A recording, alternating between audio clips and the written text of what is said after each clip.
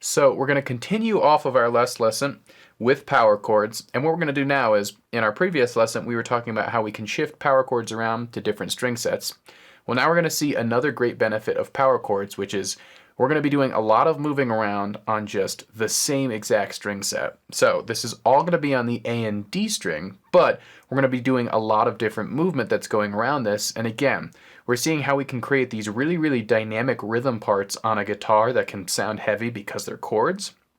But we're really just thinking about kind of one note at a time and using, you know, this benefit of a power chord in that as I move it around, I'm just keeping that same relationship present between my two fingers. So let's hear this first over the track, and then we'll actually talk about how we can play it.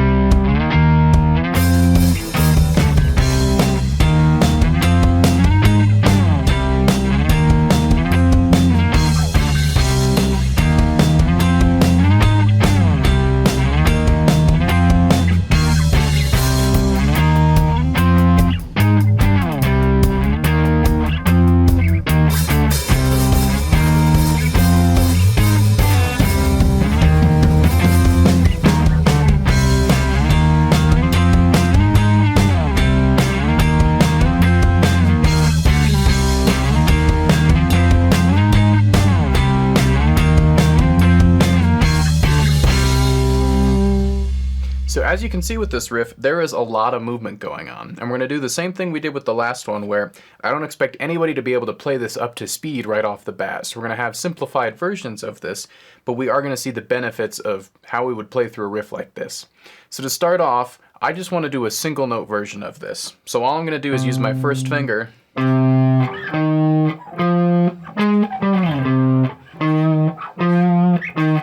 and play through the riff. So I'm playing the 3rd fret of the A string, up to the 6th fret of the A string, and then the 8th fret of the A string. Again, this is all just going to be using that. This is going to be the only string we use during this. Now I'm going to go up to the 11th fret, and then the 10th fret, and then I'm basically going to start the phrase over again. So we have 3, 6, 8, 11, 10, right back to 3. And then I'm going to go again up to 6, and then 8, and now I'm going to have a different ending. So instead of going up to 11, I'm going to go 6, 5. And that's my whole phrase here. So 3, 6, 8, 11, 10, 3, 6, 8, 6, 5. So that's my basic formula for this entire progression, right? And now when I add the power chord, everything is going to be on the D string as well. So when I'm playing the 3rd fret of A, I'm playing the 5th fret of D. When I'm playing the 6th fret of A, I'm playing the 8th fret of D. So as I go up to the D string, I'm just adding 2 to whatever number my first finger is going to be on for that power chord. So 3 and 5, 6 and 8, 8 and 10. And again, my goal here is really to not even have to think as much about the fret number of this 2nd fret. I just want to know that I should see that space, and if I keep this relationship, I just have to think about the fret number of my A string. Now this is also a faster piece, and there's a lot of movement here, so you'll notice a general guideline that I've given before has been, you know, when I'm moving my power chords around, I want to avoid this kind of sound. But when things get faster and faster, there's only so much you can do. And again, that actually becomes a part of the kind of late 70s style of punk rock that starts emerging, where that actually does kind of get ingrained into what we're doing. Now again, this is fast, so the simplest form of this, once we're comfortable with the single note version, is just using power chord. We're just going to do those 3 power chords. So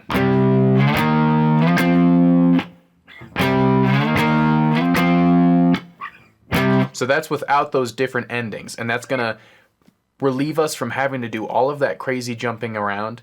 And that's also going to relieve us from having to, you know, keep up with this crazy rhythms, because we can pause in between it.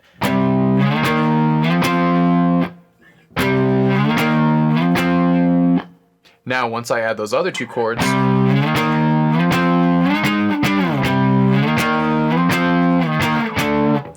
now I'll kind of have that full effect. But again, for beginning, it's going to be hard to add those endings. So those are just little bonus things that we have in there if we really want to try to make that phrase fast and aggressive. But for our purposes, we can just stay with this and make sure we're putting an adequate space in everything, right?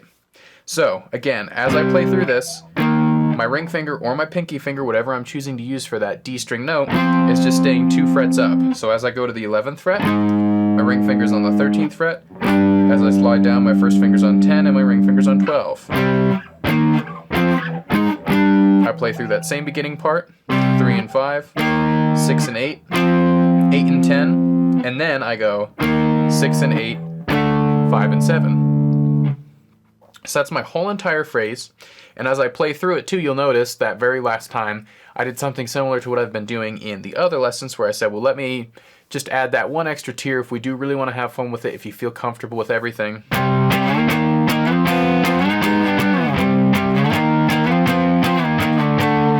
So what I'm doing here is I'm just doing straight quarter notes now.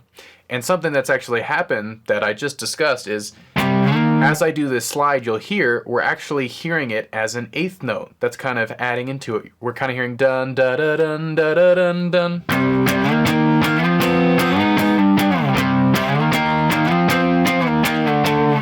So again, I'm teaching this not to say you should be able to play that, because again, that's going to take a lot of time to get comfortable with, but it's to see how the evolution of all these techniques that we practice together can really get us to that endpoint of sounding like we're playing a classic rock song or a Black Sabbath song or a Ramones song or something kind of akin to that. So all of these little things really do add up. For our purposes though, as long as we can get that at any tempo, again, maybe slowing it down to 75 or 50% speed, that should be enough to get our foot in the door and again, just give us another example of how we can comfortably move around power chords. So I'm going to play through this one more time, and the first 2 times I play through it, I'm just going to do the very basic example I've been talking about so you can hear it with the track.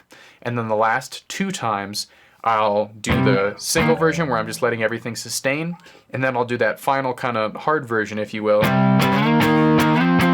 where I'm adding that full kind of quarter note pulse to it. So let's hear this over the backing track.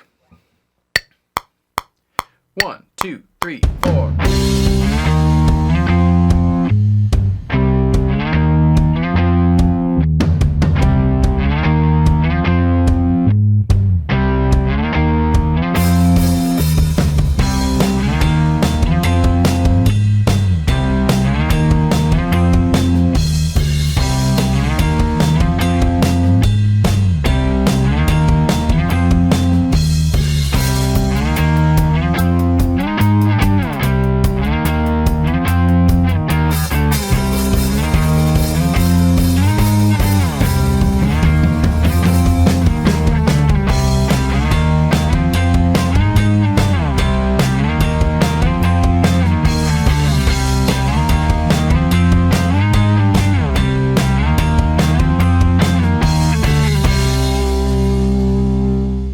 So just in that little example, we can see the evolution of all these different techniques.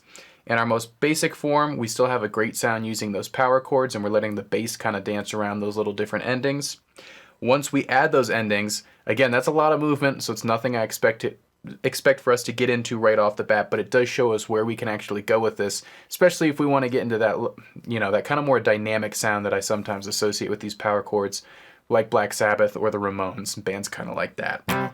And then on top of that, if we really want to lean even more into that kind of more punk sound, and that can even get into the 90s and, kind of that era, when I start doing these kind of big dramatic quarter notes and, embellishing some of the movement that's coming around, I can translate this whole sound into something else. So that hopefully shows you, a couple good examples we have of what power chords can do and how we can practice them, but also how incredibly powerful they literally are, because we can use them in so many different forms of music, and we can write all of these different dynamic parts even though our chord progression wasn't really changing throughout this. We were just doing kind of little different embellishments as we were playing through. So again, with this one, just make sure you can get the fundamental power chords. The first thing would be just making sure you can make this change even without the track, or doing that single note version.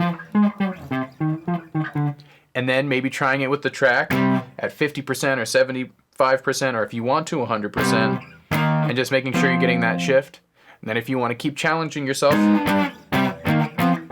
we can add those endings. And then if you really, really want to challenge yourself, adding that quarter note sound so we can really bulk up everything that we're doing.